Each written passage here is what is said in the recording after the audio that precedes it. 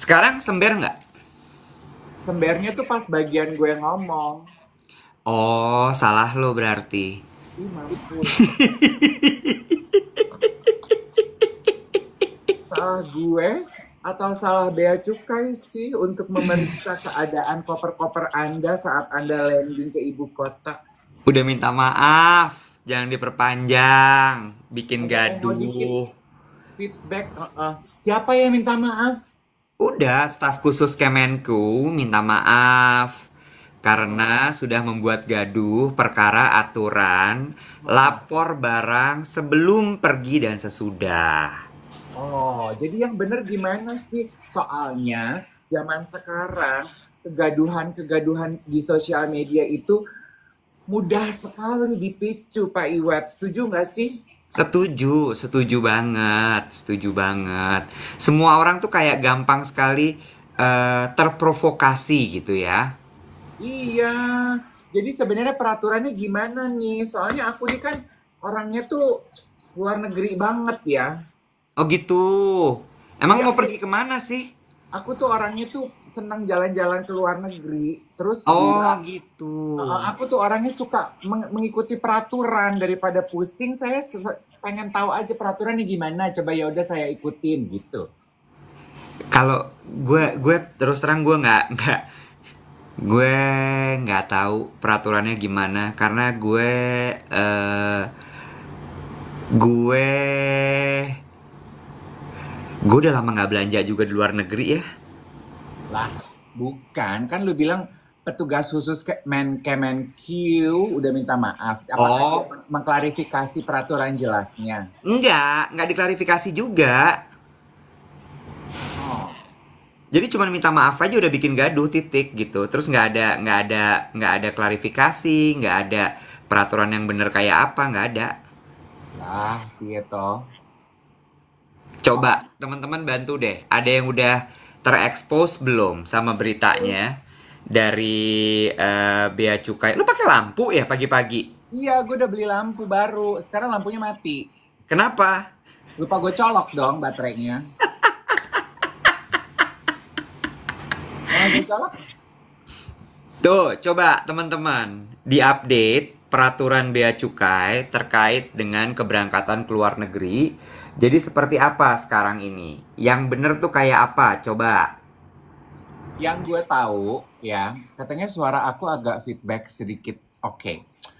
Boleh nggak lu ngomong? Gue mau nyalain lampu baru gue nih. Gue mau colok.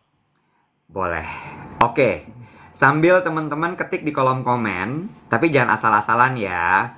Untuk yang sudah terupdate dengan peraturan Bea Cukai terkait dengan bawaan atau belanjaan dari luar negeri. Alicia Tika bilang udah nggak feedback kak. Iya, karena dia nggak ngomong sayang. Kalau dia ngomong dia feedback. Suka ada gila-gilanya. Oke, Didi Handian bilang siap, belum tahu kak. Nah, dia belum tahu. Masih sama seperti dulu kak? Masih sama ya. Dua sepatu setahun katanya gitu. Sepatu dua pasang, tas dua pasang, baju 5 pieces. Jadi itu nanti, nggak bisa ya.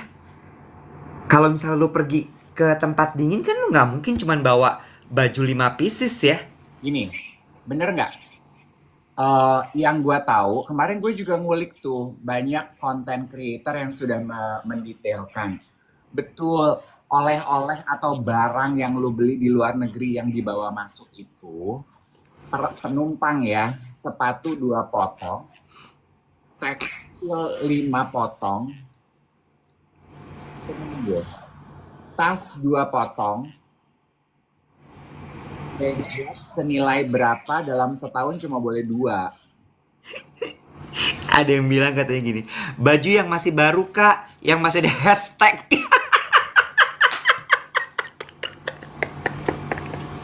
Masih ada hashtagnya.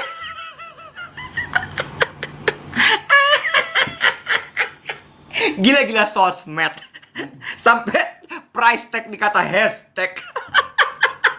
Hashtag sayang, kok hashtag, price tag sayang. Hmm.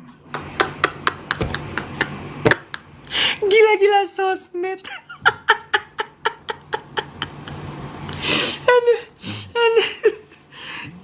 Sebenarnya peraturan ini tuh kan dibuat untuk justip-justipan itu kali ya. Iya, yang gue lihat penjelasan dari Pak Menteri itu adalah kalau terindikasi barang yang lu beli tidak lu pakai, dalam arti lu kayaknya mau jual lagi, lu bawa masuk dengan box, itu yang akan kena cukai. Jadi kayaknya tuh ini untuk mensortir yang pada jualan gitu loh yang. Ini semua tuh gara-gara roti bantet Thailand itu tuh. Si milk bun itu. Itu dah. Gila-gila milk bun. Gue mau nanya ya, coba. Itu ya, gue kan kita juga pernah bahas ya di duet siaran pagi. Ketika ada bea cukai membumi hanguskan berapa ton itu milk bun dari Bangkok. Hah. Itu gini, kayak kan kita bahas ya gini. Itu siapa aja sih, Bo, yang beli milk bun sampai sebegitu banyak? Heeh. Karena gue mau tanya sama teman-teman. Gue itu bukan tipe orang pembelanja just tip. You know? I don't know. It's just not my thing. Gue nitip ke beberapa sahabat gue. Iya. Iya. Tapi gue just tip, gue enggak. Gue itu nggak mau repot. Gue tipe yang belanja online aja. Tapi gue tahu nih, rupanya kan banyak juga konten yang membahas 5 barang yang biasa dititip ke just tip itu. 1, jajanan atau makanan. 2, skincare. 4, sepatu. Oke. Yang nomor 1 itu makanan. Gue cuman pengen tahu, hampir 500 orang yang nonton siaran pagi kita. Lo termasuk orang yang suka nitip jajanan dari luar negeri? Gue enggak. Lo kapan terakhir kali nitip barang ke luar negeri? Kemarin tuh, gue nitip vitamin dari temen gue dari Perth. Udah, vitaminnya beli di Indonesia aja. Pakai vitamin gue. On terus. Nggak mau, vitamin lu MLM. Lu awas promosi ya. Kagak usah belanja. Kagak usah jadi member. Beli aja, bagus, bener. Probiotik. Gue mintanya probiotik. Gue kalau nitip belanjaan, gue nitip jalan. Bye, Ga. Thank you. Yoga, nggak pamit sama Om. Ya, duluan. Tuh, duluan katanya. Gue terakhir nitip itu kemarin. Temen gue ke Hong Kong, gue titip celana.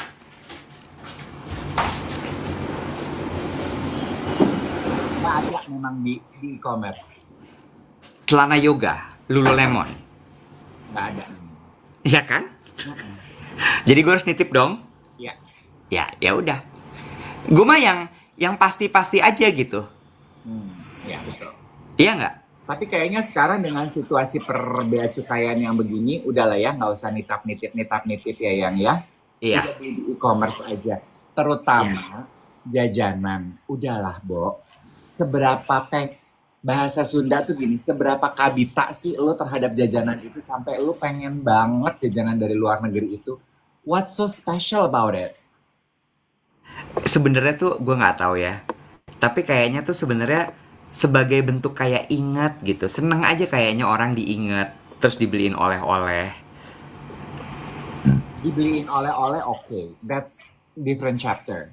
Tapi kalau sampai nitip gitu, kayak kemarin gitu, nitip milk bun, sampai akhirnya disita 1 ton. Loh. Iya. Gue enggak sih. FOMO, orang sekarang betul FOMO, gila-gila konten. Abis kayaknya bangga aja gitu kalau udah milk bun lo nyampe, terus lo bikin konten, lo kayaknya you're part of the herd. By the way, kalau gue siaran sambil potong kuku, lo marah nggak? Lo siaran sambil mandi junub juga gue terima.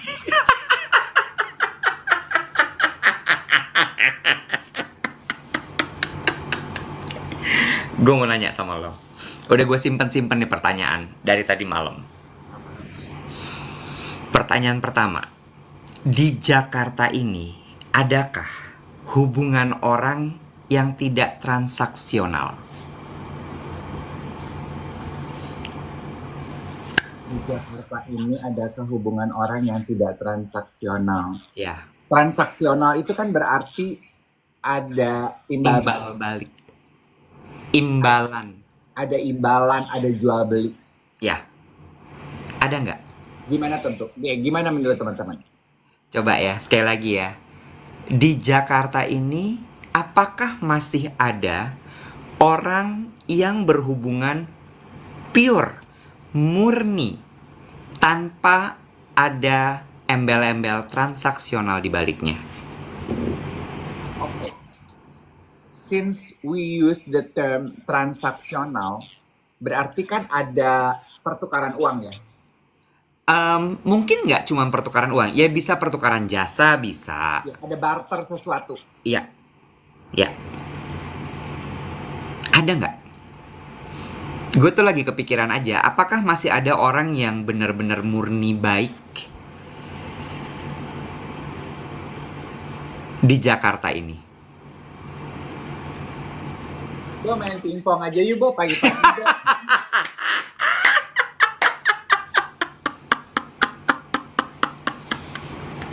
Makanya mendingan gue potong kuku kan daripada gue ngasih pertanyaan. Begitu gue ngasih pertanyaan tuh bikin mikir gitu. Hari Senin pula. Gini, here's my thought. Gue udah pernah bahas di kolom di kolom Diary Day. Ya, Kalau transaksional yang bertukar uang atau barter barang, tukeran nama barang, mungkin nggak selalu. Tapi pertukaran sesuatu alias berteman atau berhubungan itu harus ada benefitnya, gue setuju. Jadi jawaban pertanyaan lo buat gue iya dan tidak. Gue setuju bahwa berhubungan itu harus ada benefitnya, iya. ya, Benefitnya itu bisa tukeran duit. Misalnya, gue baik nih sama supplier wallpaper gue karena dia punya wallpaper, gue punya kebutuhan, gue punya duit. Ya, atau benefit yang lain, misalnya gue baik nih sama si Iwet karena Iwet adalah teman siaran gue nggak dapat duit dari Iwet, tapi gue dapat kebersamaan, gue dapat skillnya, gue dapat siaran paginya, benefit dong. ya. Atau gue temenan baik nih sama Doni Lim, sahabat gue, ada benefitnya nggak Doni Lim? Ada. Ketika gue lagi susah gundah gulana, gue pengen cerita, he lends his ears. Dia bisa menampung cerita kupingnya.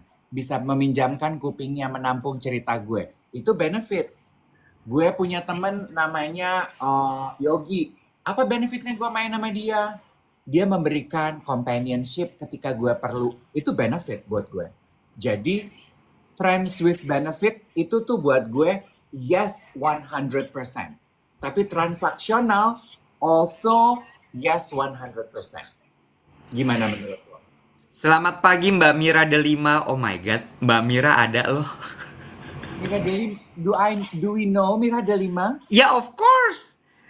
Mbak Mira bilang gini, masih ada sih orang tulus zaman sekarang walaupun nggak banyak katanya gitu. Coba bantu aku ingatkan Mbak Mira Delima. Namanya tuh ring a bell ya. Ring a Dulu di bell. Prada. Astaga. Mbak, tas aku robek. Kata dia terserah deh, Nek.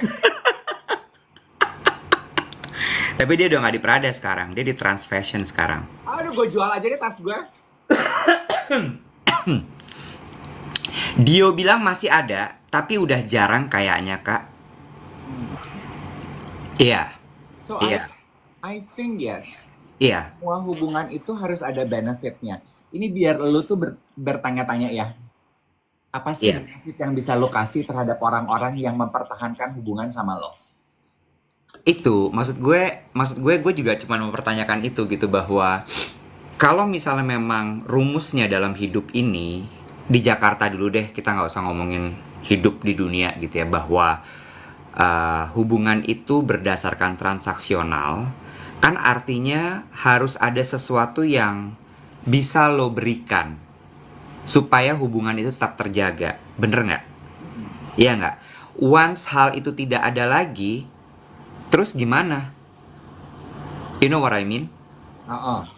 Jadi artinya kan hidup ini sedih sekali ya kalau kayak gitu.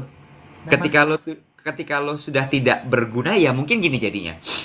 Ketika lo masih punya sesuatu yang bisa berguna untuk certain people, maka certain people itu akan mengambil itu dari lo. Tapi kemudian ketika, say misalnya lo pensiun, lo sudah tidak menjabat, you know, Gini, dan itu akhirnya orang-orang yang tidak butuh lagi dengan posisi lo, dengan status lo, maksudnya benefit dari status lo gitu ya, lo akan ditinggalkan gitu. yes. Kalau gue tuh percaya gini ya, memang begitu kok Iwat hidup. Emang gitu ya. Jadi artinya adalah kita harus menerima itu, dan ketika kenyataan itu menerpa kita, maka kita harus terima dengan baik bahwa well, it's life. You can Google this. I forgot the theory. For me, I believe yang menyatukan kita nih manusia sama manusia. Kenapa gue bilang hubungan kita tuh harus ada benefitnya adalah there is no permanent friends, permanent lover, Ya, permanent boyfriend, sister, Yeah. best friend. No. Yeah. The only thing that is permanent in this world is permanent needs. Selama kebutuhan kita masih nyambung, gue butuh sesuatu from you, kita akan tetap kuat. ya, ya, Ketika kebutuhan gue terhadap lu sudah tidak ada, kita akan menjauh. ya. So, Oke. the only thing permanent on this world is our needs. Tergantung lu butuhnya apa saat ini. Ya, Kalau Iya. gitu ya, gue butuh duit, lu pas lagi punya, gue akan deket sama lo. Gue ya, butuh perhatian, lo pas lagi punya perhatian yang bisa lo kasih ke gue, ya gue akan deket sama lo. ya, ya. Berarti memang semua di dunia ini ada kepentingannya ya. Iya. Ya, itu teori hidup paling basic berarti ya. Iya. Oke. Oke. Dan Setuju nggak teman-teman? setuju kayaknya. Gue setuju. Unconditional love itu hanya hubungan Tuhan dan orang tua. Tuhan ke kita dan orang tua ke kita, begitu pula sebaliknya ya. Apa itu namanya, agave ya? Agape. Kalau agape mah gula dong. Oh iya. Agape ya. Itu judulnya ya, kayak gitu ya. Kalau orang tua ke anak tuh apa ya? Agape kan ada 5 jenis tuh. Satu eros, ada eros ya, eros. Poho orang. Ih, kumaha sih maneh, Oh, nggak butuh, gua sama lo, matiin aja langsung.